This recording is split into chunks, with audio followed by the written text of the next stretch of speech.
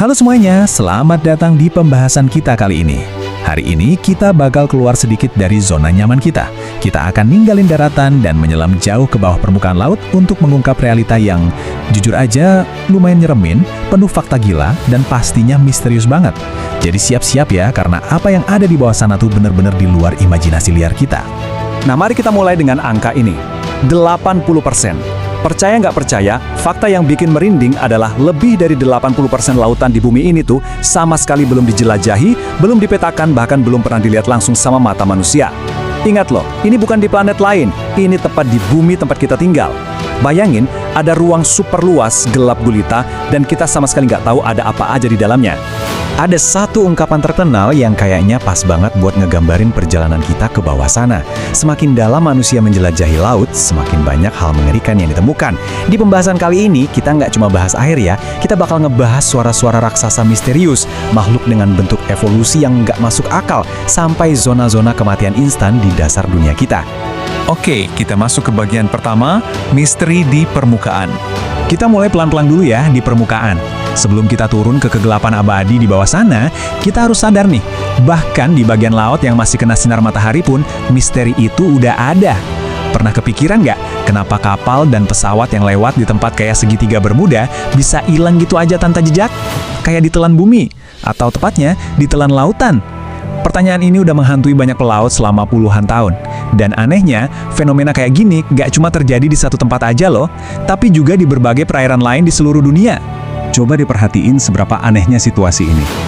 Kita ngomongin soal kapal yang hilang berpuluh-puluh tahun tanpa sisa sedikit pun. Atau, yang jauh lebih horor lagi, pas kita nemuin kapal-kapal besar yang terapung bebas, kondisinya utuh sempurna, tapi kosong melompong. Nggak ada awak kapal satupun, nggak ada tanda-tanda habis kena badai, nggak ada kerusakan besar juga. Bener-bener cuma sisa keheningan tanpa ada satupun penjelasan logis. Lanjut ke bagian 2, suara raksasa yang misterius. Sekarang, mari kita menyelam sedikit lebih dalam ke perairan tengah Samudra Pasifik. Di sini, kita geser fokus kita dari bajak kapal yang hilang ke sebuah anomali audio bawah laut yang benar-benar bikin bingung para ilmuwan biologi laut. Jadi begini ceritanya. Sebelum tahun 1997, ilmuwan udah punya pemahaman dasar soal suara-suara di laut. Tapi tepat di tahun 1997 itu, para peneliti dari NOAA nggak sengaja ngerekam sesuatu yang benar-benar di luar dugaan.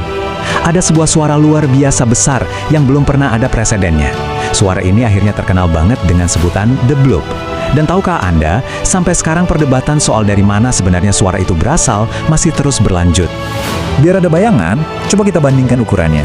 Suara The Bloop ini terdengar kayak ada makhluk raksasa yang bergerak di bawah laut, dan sumbernya itu dari jarak yang jauh banget di tengah samudra. Paus biru itu kan hewan terbesar yang pernah kita tahu ya. Tapi, buat ngehasilin suara segede The Bloop, butuh sesuatu yang ukurannya jauh lebih besar dari paus biru.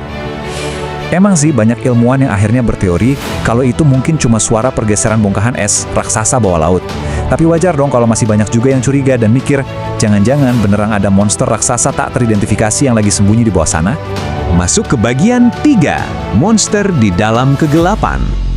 Sekarang kita turun lagi nih, makin dalam sampai ke zona di mana cahaya matahari bener-bener udah nggak bisa tembus sama sekali. Gelap total. Nah, di zona bertekanan ekstrim inilah kita bakal ketemu sama makhluk bernama anglerfish. Jujur aja kalau dilihat secara visual, ikan ini murni kayak monster di film horor. Karena nggak ada cahaya sama sekali, ikan ini punya semacam antena atau umpan biologis di kepalanya yang bisa nyala sendiri. Umpan bercahaya ini bakal narik perhatian mangsanya buat ngedekat, langsung masuk ke arah mulut raksasanya yang penuh gigi super tajam. Bener-bener mekanisme bertahan hidup yang sempurna, sekaligus mengerikan buat hidup di tempat tanpa cahaya. Terus kenalan juga nih sama yang namanya Goblin Shark atau hiu goblin. Jangan bayangin ini kayak hiu biasa yang sering kita lihat di laut dangkal ya. Ini adalah predator laut dalam yang super langka, dengan cara berburu yang bener-bener kayak alien. Rahangnya itu secara harfiah bisa tiba-tiba menonjol atau kedorong keluar dari wajahnya buat nyergap mangsa yang lagi lengah. Coba deh pikirin, betapa bentuk dan fungsi makhluk laut dalam itu seringkali di luar nalar sehat kita. Jadi, yang pengen saya tekenin di sini adalah dengan kondisi lingkungan yang sesadis ini, tekanan air yang bisa ngancurin apa aja, gelap gulita, ditambah wilayah yang super luas dan belum dipetakan, kemungkinannya tuh tinggi banget loh kalau makhluk kayak anglerfish dan goblin shark ini baru permulaannya aja. Bayangin, masih ada berapa banyak monster mengerikan lain yang sampai detik ini belum pernah terdeteksi sama manusia. Kita lanjut ke bagian 4, kolam kematian bawah laut. Di kedalaman ekstrim yang kita omongin ini, bahaya itu nggak cuma datang dari predator yang hidup loh. Pas kita akhirnya nyentuh dasar samudra, ternyata ada fitur geografis alamiah yang mematikan banget. Coba bayangin, ada danau di dalam laut. Ya, Anda nggak salah dengar. Ini disebut brine pool. Mereka tuh semacam danau yang letaknya persis di dasar laut. Tapi airnya ini luar biasa asin, sangat beracun, dan hampir nggak punya kandungan oksigen. Hewan laut yang nggak sengaja lewat dan masuk ke dalam brine pool ini, hampir pasti bakal langsung mati di tempat. Kayak masuk ke zona eksekusi alami gitu. Nggak heran kan kalau para ilmuwan ngasih julukan yang lumayan suram buat fenomena ini? Kolam kematian bawah laut. Dan asal tahu aja, bukan cuma danau beracunnya yang bahaya.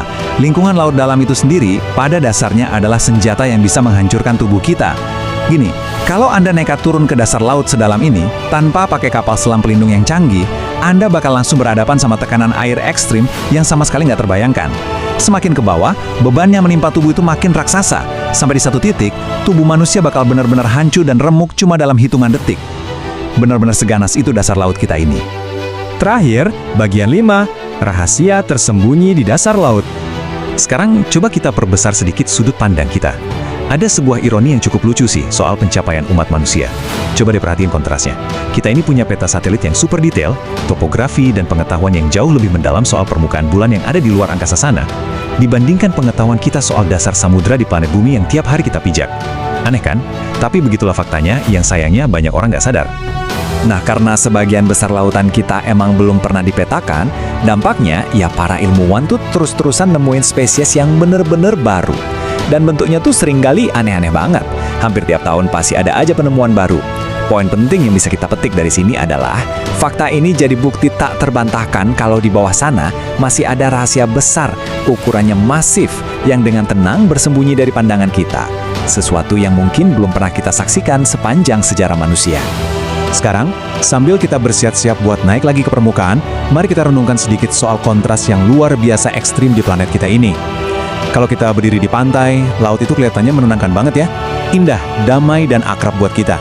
Tapi, dari semua yang udah kita bahas barusan, rasanya udah jelas banget ya.